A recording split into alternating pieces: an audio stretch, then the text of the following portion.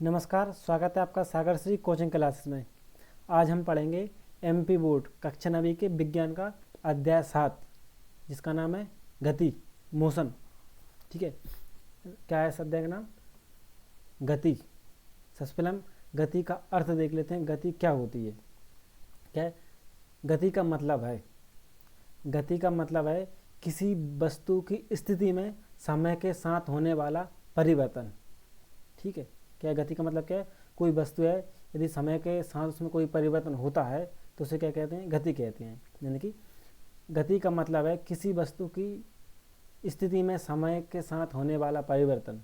जब कोई वस्तु क्या है, जब कोई वस्तु एक स्थान से दूसरे स्थान पर जाती है तो वह गति करती है। जैसे कार का चलना, इंसान का चलना, नदी का बहना। यानी कि इससे स्पष्ट हो जाता है कि कोई वस्तु एक स्थान से दूसरे स्थान जाने के लिए उसे गति करनी पड़ती है। बिना गति के कोई वस्तु एक जगह से दूसरी जगह नहीं जा सकती, और एक जगह से दूसरी जगह जाने को ही गति कहते हैं। एक बार और अच्छे से देख लो इसको।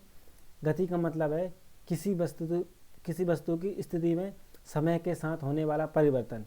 जब कोई वस्तु एक स्थान से दूसरे स्थान पर जाती है तो वह गति कहलाती है। जैसे कार का चलना, कार एक जगह से दूसरी जगह पर जाती है। इंसान का चलना, हम भी एक जगह से दूसरी जगह पर जाते हैं, जाने को हम कहते हैं दूरी। ये दोनों के बीच को तो उसे दूरी कहते हैं। यानी कि नदी का बहना, ये गति के उदाहरण है। ठीक है, गति के प्रकार देख लेते हैं। गति मुख्यतः दो प्रकार की होती है। कितने प्रकार की गति होती है? दो प्रकार की। एक होती है समान गति और एक होती है असमान गति। समान गति में जो कोई वस्तु चल रही है वो एक ही समान गति पर चलती रहेगी एक निश्चित समय के लिए। और असमान गति में कोई वस्तु समय के साथ कभी कम हो जाएगी, कभी ज़्यादा हो जाएगी, यानी गति उसकी एक समान नहीं रहेगी। ठीक है, क्या? जब कोई वस्तु समान समय में समान दूरी तय करती है तब वह समान गति से कहलाती है। ठीक है, क्या? तब वह समान गति से चल रही होती है। यानी कि जब कोई वस्तु समान समय में समान दूरी तय करती है तो वह समान गति से चल रही होती है। यानी कि अगर कोई कार हर घंटे 60 किलोमीटर की दूरी तय कर रही है, यानी कि एक कोई कार चल रही है, वो एक घंटे में 60 किलोमीटर की दूरी तय कर रही है, और अगले एक घंटे में भी वो 60 किलोमीटर दूरी तय कर रही है, तो इससे हम कहेंगे कि वो उसकी जो गति है वो है 60 किलोमीटर प्रति घंटा। ठीक है,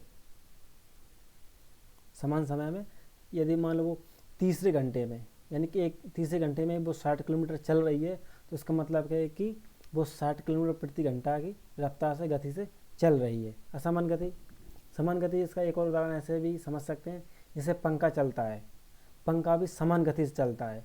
ऐसा नहीं है कि वो एक बार चलने के बाद कम ज़्यादा हो, जब वो एक बार स्विच ऑन होता है तो एक समान गति से चलता है। कूलर का पंखा भी एक समान गति से चलता है। घड़ी का कांटा भी एक समान गति से चलता है। यानी कि ये कम ज़्यादा नहीं होते, एक समान समय में समान दूरी तय करते हैं। चाहे वो कूलर का पंखा, छत का पंखा, घड़ी, चक्की, इंजन, ये सब समान समय में समान दूरी यानी कि समान चक्र पूरे करते हैं, समान गति से चलते हैं। ये असमान गति कौन सी होती है? असमान गति में समय के साथ गति कम ज़्यादा होती रहती है। यानी कि यदि कोई कार एक घंटे में 60 किलोमीटर चली तो अगले घंटे में वो हो सकता है 50 चले, हो सकता है वो 30 चले, हो सकता है वो 10 किलोमीटर चले। ऐसा भी हो सकता है वो पिछले घंटे 60 किलोमीटर चली, अगले घंटे वो 80 किलोमीटर जा सकती है। जैसे कि क्या है, जब कोई वस्तु समान समय में अलग अलग दूरी तय करती है, यानी कि समय समान मतलब कोई एक घंटे में पहले कितने चले, वो 60 किलोमीटर चले। ठीक है, अगले घंटे में हो सकता है वो 40 किलोमीटर चले, ट्रैफिक के कारण रुक रुक के चले। ठीक है, अगले घंटे में हो सकता है वो 20 मिनट ही चल पाए, ज़्यादा ट्रैफिक हो जाए, रुक रुक के चलना पड़े। अगले एक घंटे में हो सकता है वो 60 की जगह 80 किलोमीटर चली जाए, उसे ट्रैफिक ना मिलो, हाईवे मिल गया हो। तो ये होती है असमान गति, यानी कि उसकी समान समय में समान दूरी तय नहीं करती। यानी कि क्या है, जब कोई वस्तु समान समय में अलग अलग दूरी तय करती है, यानी कि समान दूरी तय नहीं करती, यानी कि उसकी गति बदलती रहती है, कम ज़्यादा होती रहती है। जैसे कि गाड़ी 60 की स्पीड में चल रही है, ब्रेकर का आना, ट्रैफिक का आना, ब्रेक लगाना इत्यादि असामान्य गति के कारण हो सकते हैं। ठीक है। क्या तीसरा, दूरी और विस्थापन। ठीक है, दूरी क्या होती है? ठीक है, यह वह कुल पथ है जो कोई वस्तु तय करती है, यानी कि यह वह पथ होता है जो कोई वस्तु चलती है, यानी कि एक जगह से दूसरी जगह चलती है। ठीक है, दूरी एक अदिश राशि होती है, यानी कि इसमें हमको दिशा का ज्ञात नहीं होता, दिशा के बारे में नहीं बताया जाता। यानी कि ऐसा कह सकते हैं कार 60 किलोमीटर प्रति घंटा की रफ्तार से चल रही है, किधर चल रही है ये नहीं बताया जाएगा। ठीक है, दूरी एक अदिश राशि होती है, यानी इसमें केवल मात्रा होती है, दिशा नहीं होती। कार यदि 60 किलोमीटर प्रति घंटा की रफ्तार से चल रही है तो किसी भी दिशा में जा सकती है, दिशा का उसका कोई पाबंद नहीं है। उसके बाद हम दिशा के बारे में हमको नहीं बताया जाएगा। ठीक है, विस्थापन, वस्तु की प्रारंभिक स्थिति से उसकी अंतिम स्थिति तक की सबसे छोटी दूरी। विस्थापन एक सदिश राशि है, यानी कि इसमें दिशा और मात्रा दोनों हमें पता होती है। ठीक है, इसमें दिशा और मात्रा दोनों पता होती है। वस्तु की प्रारंभिक स्थिति से, यानी कि शुरू से अंतिम स्थिति तक सबसे छोटी दूरी। विस्थापन एक सदिश राशि है जिसमें मात्रा और दिशा दोनों होते हैं। हम गति की माप देख लेते हैं, यानी गति को मापते कैसे हैं। ठीक है, क्या है?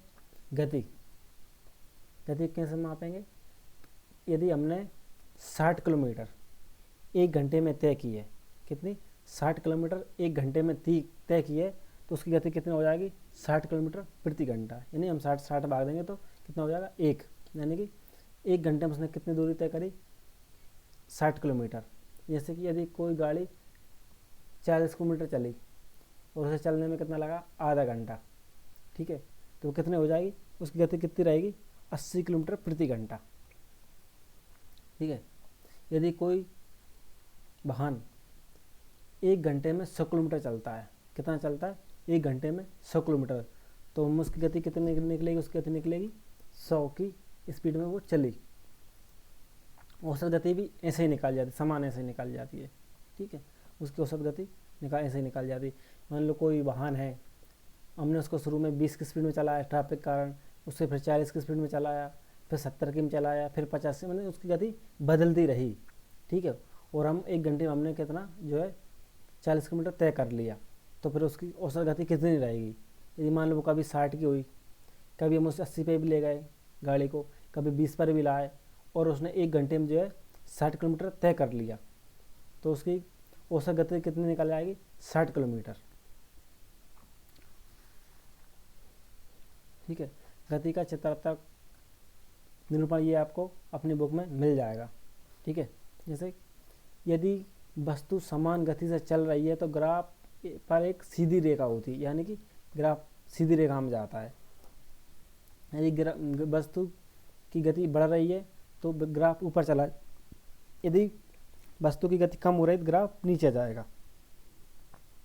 ग्राफ गति में होने वाले परिवर्तन को दर्शाता है। गति के नियम और समीकरण क्या है? यदि कोई वस्तु समान गति से चल रही है, यानी कोई वस्तु समान गति से चल रही है, तो क्या है? दूरी बराबर गति बटे समय, यानी कि 60 किलोमीटर की रफ्तार चल रही है और समय एक घंटे में गई, तो उसकी दूरी निकल जाएगी। यदि गति असमान है तो औसत का प्रयोग करें, यानी मान लो ये तो समान गति का हो गया। ठीक है, यदि गति असमान है, मान लो शुरू में वो गाड़ी 50 की स्पीड में चली, उसके बाद वो 60 की हो गई, लेकिन कुछ ब्रेकर या किसी वाहन की वजह से उसको हमें 20 की स्पीड में लाना पड़ा, फिर वो 30 पे आ गई, फिर हो सकता है वो 60 पे पहुंच जाए, तो उसको औसत जोड़ के उसकी औसत गति निकाली जाती है। ठीक है, सड़क उदाहरण और महत्व। सड़क पर चलती कार, उड़ती हुई हवा, बहती नदी, ये सभी गति के उदाहरण हैं। यानी कि कार है वो भी गति कर रही है, हवा है वो भी गति कर रही है, नदी बह रही है वो भी गति कर रही है। गति को समझना विज्ञान और तकनीकी में बहुत ज़रूरी है, क्योंकि यह बल, ऊर्जा और अन्य भौतिक घटनाओं की नींव है। यानी कि आगे हम पढ़ेंगे बल, ऊर्जा और भौतिक घटना है, ये इसमें गति बार बार दोहराया जाएगा। निष्कर्ष देख लेते हैं। निष्कर्ष क्या है?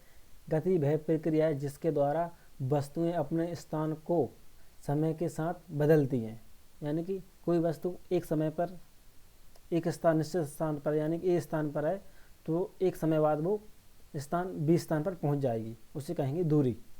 इसे समझना जीवन में कई पहलुओं को समझने में मदद करता है। यानी कि गति हमारे जीवन का महत्वपूर्ण है, जिसे हम रोज़ देख रहे हैं, रोज़ महसूस कर रहे हैं, रोज़ इसके बारे में जान रहे हैं।